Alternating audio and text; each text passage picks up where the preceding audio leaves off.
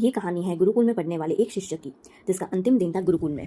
जब वह अपने गुरु को अंतिम प्रणाम करने पहुंचा तो गुरु जी ने उसको बदले में एक भेंट दी और कहा कि ये एक ऐसा शिष्य है जो सामने वाले के मन में क्या चल रहा है वो सब बता देता है।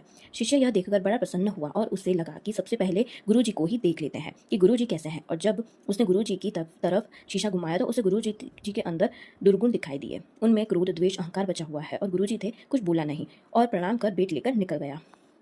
जब वह शिष्य वहां से बाहर आया और सोचने लगा कि कैसे गुरु हैं, इनको मैंने अपना आदर्श माना और इनके अंदर ही अवगुण बचे हुए हैं और इन्होंने उन अवगुणों अब तक खत्म नहीं किए और इन्हें बहुत बुराइयां बची हुई हैं। रास्ते में उसे जब अपना दोस्त मिला तब उसे लगा कि दोस्त की परीक्षा ले लेते हैं। उसके पास ऐसा शीशा था जो सामने वाले के मन में क्या चल रहा है वो आसानी से पता कर सकता था। तब उसने अपने दोस्त को उस शीशे को देखने को बोला और देखा कि दोस्त के अंदर भी बहुत सारे अवगुण थे। उसका दोस्त पर से भी भरोसा उठ गया और आगे बढ़ा तो एक रिश्तेदार दिखाई दिए। तब उसे लगा कि चलो इनका भी हाल जान लेते हैं।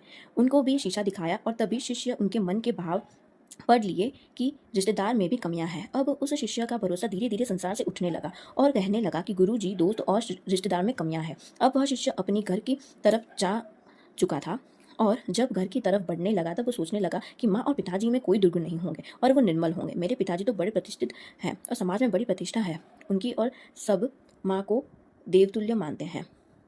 शिष्य घर पर जब गया तो पिताजी को सबसे पहले शीशा दिखाया और पिताजी में भी उसको अवगुण दिखाई दिए और माताजी को दिखाया, उसमें भी कमियां दिखाई दी। अब शिष्य का भरोसा ही टूट चुका था।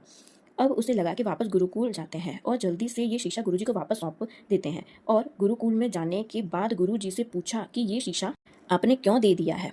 इसके सबके भाव पता चल रहे हैं, यहाँ तक कि आप में भी बुराई बची है, आपने भी अब उन पर काम नहीं किया और आप अभी तक निर्मल नहीं हुए।